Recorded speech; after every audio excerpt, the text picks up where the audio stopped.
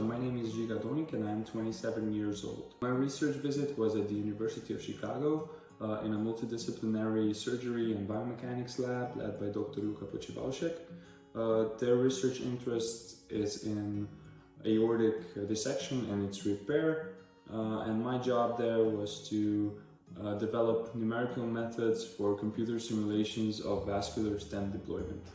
In the new year, I'm really looking forward to all new challenges, and in the professional field, that would especially be continuing the collaboration with my ASEF mentor and his group at the University of Chicago.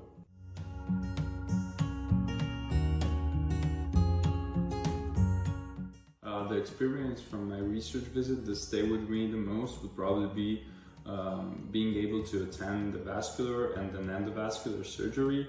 Those were totally new experiences for me as a mechanical engineer.